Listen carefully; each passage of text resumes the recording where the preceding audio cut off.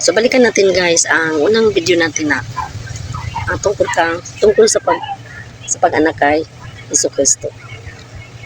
Nagpo-post na yun si nagplano na sila na magpakasal, si Maria at saka si Jose. So biglang lumitaw yung anghel na nagsasalita kay Maria na magdadalang tao siya, di ba?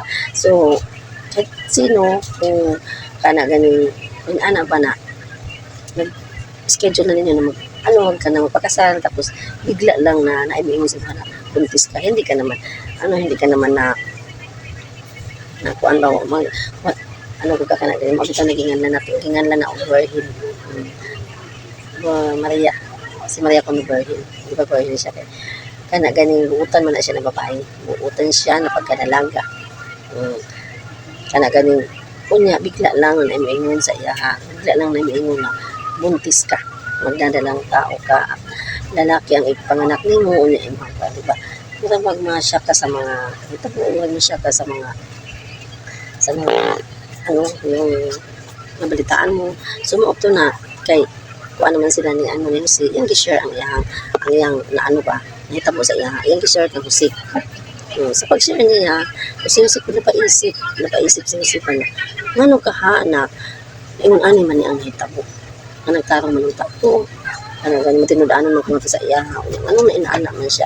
So habang nag-isip siya na ay nitong kapalit hangin na ingon sa iya na Jose, anak nabi ay pagkabalaka niya anang imuhang kuan, ayaw siya pagbiyai, ayaw pagkabalaka kay tungod ang kanang iyang gibuntis kana ganing lalang sa Espiritu Santo. Manganak siya og lalaki og imuha siya nganlan og Jesus. Kay iyang luwason ang iyang bayan sa mga kasalanan. So nahibong siya dako og nganong inana. So mao to nahadlok siya nga sa katong iyang pag-imagine nga nganong inana. So may pagkalutaw sa kanang pagkuan sa kanang anghel hintalit og tunga sa iyang atubangan, mo na nahadlok siya sa iyang mga gipangunahuna na mula kaunta siya kay dili na lang niya ingon si Maria ba nang tamo pakasal kay na mao siya miscarriage sa ina. Ang iyang mata ng mga gipanghuna-huna na mura tungod sa iyang kahadlok nga nakipag-istorya ang anghel sa iya na mauna ang nahitabo. Dili lalang sa Espiritu Santo ang iyang gida sa iyang nasa ulod. So mao to na iyang mga balak wala na. So mao to nga iyang gipakasalan si Maria, iyang gipakasalan og hangtod na kana ganing kuan wala niya hilabti hangtod na mga anak na sa Maria. So mao to pag kuan na kay kuan to siya time to siya sa pagparehistro dito sa ilahang lugar ni Jose. So dingadto sila kay amon sila magparehistro doon para ma-register sila. Habang naglakaw sila si Maria nagtingin sa kasakit sa iyang tiyan kay kana ganing kuan. So naman ang tunog kasunod hangtod na abot siyam na kabuan, mga anak na siya, mautong nga tuloy sila nagparehistro sila. Ug habang sa daan sige nagtingin sa kasakit si Maria. Sige silang panguan, sige silang pangatok, kaya naabtan man sila og gabi na sa ilang paglakaw. Kaya sa unang hod, wala pa may kanang mga dito pa man high-tech ng panahon, wala pa mga jeep, wala pa mga motor, kundi hayop lang ang ilang sakyan. Ang to nga, isang sa kalayo, inana ang ilang mga sa una. Inana ang ilang mga kanang sakyanan, isang sa kalayo. So, mauto nga pag-abot niya, itong hapit na sila, nabot sila ng tuan, karon kay nagsakit naman ang tiyan ni Maria, sige pangatok dito sa mga kabayan dito. So wala gini ang premier abis sila may na kanang puno na daw, di na pwede makasaka sila, pila ka ang ilang nakatok, wala mo pasaka sa ilaha kay tungod puno na daw. So siguro na ang mga nasa ang mga pangunahuna sa tao kay tungod wala na dili nila kaila na dagan siguro mga rason pod nga nga sila pasaka ng dayuhan o ba watakay pa kung sa mga hunap-hunap sa mga napalasod sa ato akaron na ganing kung naitaw kung mga bisitang maabot nagantag mga laking sakana o mga nausahay na ato mga negatibo na mga hunap-hunap so mausa siguro ang naitabo sa una doon sa ilang mga katong mga pangyayari doon sa paglakad nila ni Jose. So na ato yung sa gikatok nila hingingon dito nga sige sir ma'am dito na lang mo sa sa kanang kay puno naman may dito mo sa ganing balay sa amo ang ganing dito sa balay sa amo ang kanang hayop dito mo ganing dito pwede dito kay wala dito ikuan. So hamak mo na ganing wala lang sila nasayod ang nangantok sa ilaha na ang nag naglipor usa di ay ka manluwas, usa di ay ka Diyos na mao'y muligtas sa tanan natong kasalanan. So wala sad kahibaw ang mga tao na inaana ba di ay ang mahitabo. So siguro wala kahibaw kung halimbawa nasayod sila nga inaana o sa kahibaw ka kung sa man ang ilang mga faith kanya tanahin ngayon. Hangtod nga lang dito sila atong atong payag. So hangtod nga nanganak si Maria, gabi ka ano sa unan kay wala sila wala maghihilot, wala dito nalabang, wala dito doktor, pero maayos na napanganak si Jesus. So habang napanganak na si Jesus, so katong time nakabutang dito sa dito sa Bible, walay buwan, kung sa tong buwan, walay pitsa, kung sa tong pitsa na panganak. So ang nakabutang lang sa Biblia ay taglamig na panahon, tingtugnaw. Kay gani ang katong ilang mga kauban na gani ang katong ditong mga, di ba, to balay-balay to dito sa ilang mga hayop.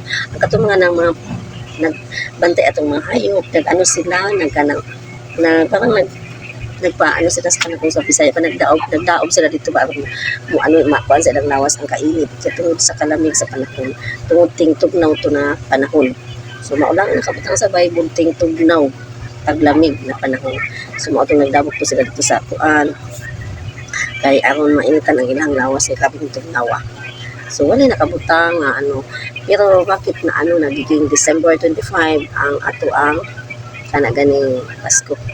So birthday kapanganakan o birthday Jesus.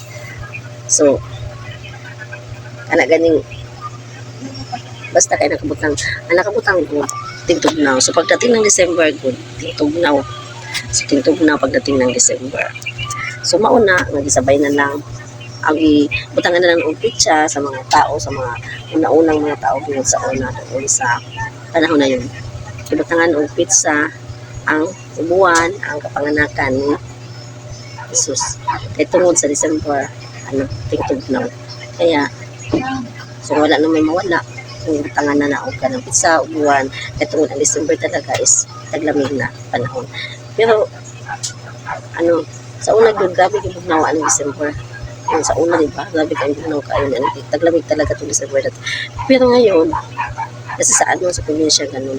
Pero ngayon, sa ngayon dito, hindi na masyado malamig ang December.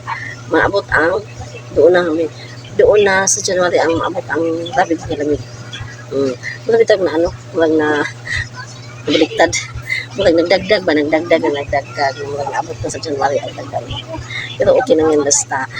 Sa isang taon, nag-celebrate ka, nagpasalamat ka, na descend sa the Father God, diri sa kalibutan, ang iyang bugtong na anak, upang sa ganun, mao'y makaluwas. Mao'y ang makaluwas sa ang tanang kasalanan, tanan ng sakit, tanan ng mga gani mga kabalaka, tanan. Kung imo lang tuuhan siya, kung imo lang isubmit ang tanan mo nga mga sa mga nanakit, mga kabalaka, mga problema, ato isubmit nga to sa iya ang tanan. Kanang magkaroon ka ng kalabang kalinaw kung nakay mga problema, sabit sa iya tanan, isugin sa iya tanan, ang tanan mo ng mga taon, mga samantinha ng mga kabalaka, yung ikuan sa iya. Dili lang kay kasalanan ng iyang ligtas sa imo dili lang kay kasalanan ng iyang ganing dili lang kay kasalanan ng iyang kanang gingali sa kalibutan na iyang luwason sa imo, kundi tanan sakit ganing kanang mga doktor yan ang imo nga instrument para kung tawag ka sa iya pinaagi ng doktor maayo ang imong budget. Pilagi sa mga gamot. Bago kami inom gamot, tawagan mo muna siya. Tawagan sa siya para isang tabang sa iya. Para katong mag-inom na gamot, yato tagaan og panalangin para makaayo sa imong budget. Kanang tanan nga atong kita diri magamit kung unsa man ang atong budget herbal.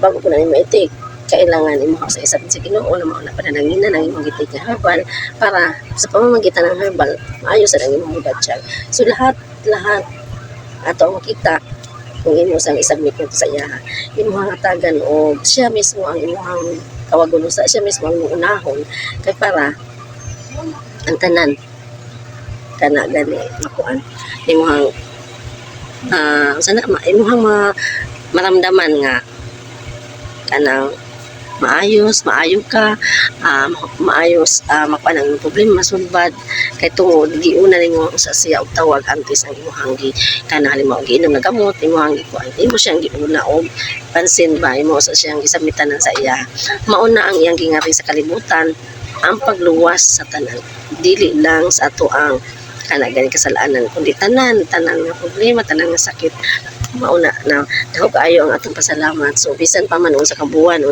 nabiyay ko anay kana ganing halimbawa sa mga ibang sikta di sila mo to December 25 lang kanang birthday ni Jesus dili sila mo tuo pero kita wala noon wala man gid sa Bible nakabutang kung unsa man nga buwan unsa nga pitsa ang nakabutang nga birthday ni Jesus nga nagipanganak ni Maria sa Jesus wala nakabutang da sa Bible pero kay nangamatay naman to ang tanan ng mga saksi kung unsa gito nga buwan unsa gito nga pitsa nangamatay na sila kaya basta ang nakabutang sa Bible tingtugnaw so ang December kay tingtugnaw man so mauna ang gibutang nga celebration nato pero bisan pa man unsa imong celebration sa buwan na kana tanggap gihapon na or okay lang gihapon na siya basta nag-celebrate ka nang giilan nimo nga mauna nga buwan na panganak ang atong tagapagligtas no?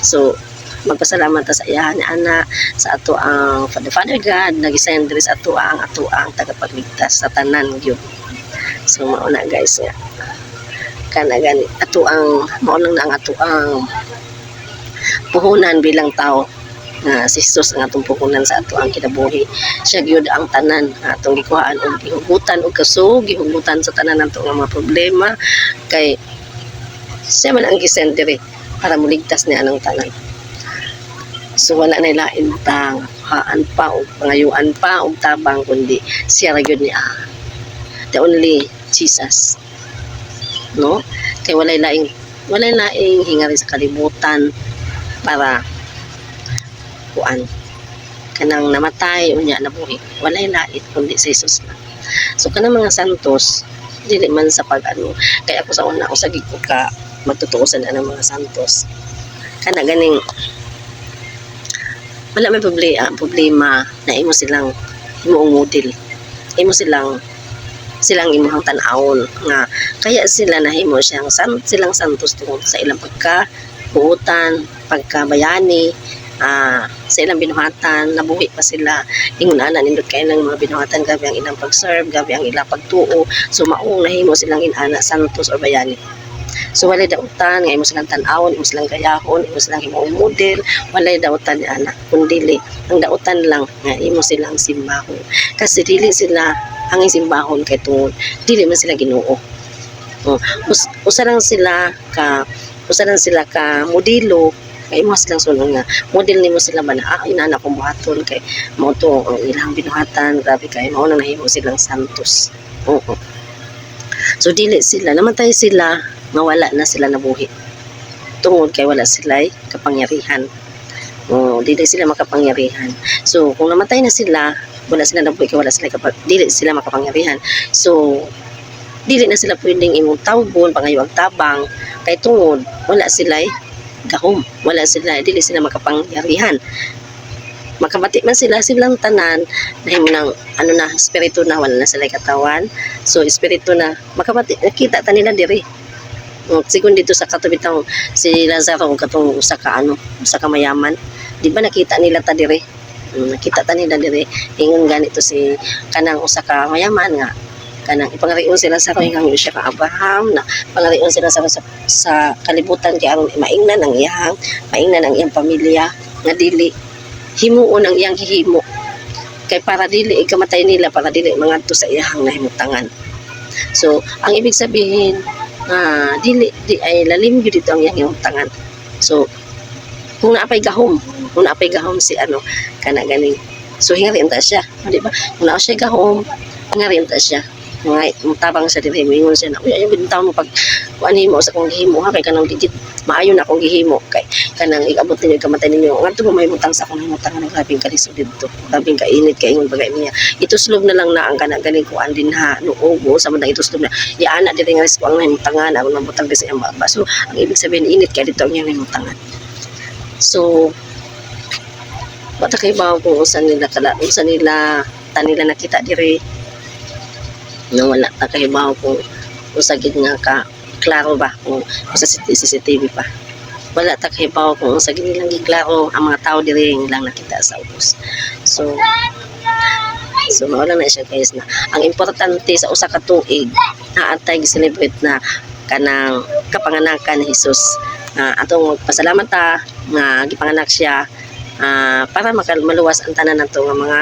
kasalanan dili pud ta maluwas kung dili ta mo tuo sa iya kung dili nato siya tanggapon bilang Panginoon so wala na laing makaligtas kundi siya lang ang gisend diri bugtong anak ng gisend diri sa kalibutan para kana ganing ang mutuo ug musalig sa iya magkaroon ng buhay na walang hanggan so damo ang atong buhaton na dili lang musilibrita kay Pasko musilibrita kay ginataw na siya kundi naatay buhaton para ta kana ganing kuan naatay buhaton para ta maluwas tuuhan na to siya ng buong buo wala na lain pa kundi siya lang talaga so yan lang guys ako lang siyang gibalik tong ako ang video sa pagkataon ni Jesus tungod kay nag-celebrate ta sa iyahang birthday katong December 25 so gibutang to bon gibutang pizza sumusunod lang ta kay tungod mao man na ang ano sa lahat no mga gituhuan pero wala man poy kiingon dagit sa Bible kung unsa nga buwan unsa nga pizza basta sa usa ka tuig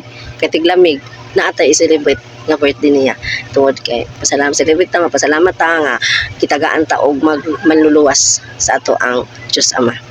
Thank you for watching guys. God bless you all.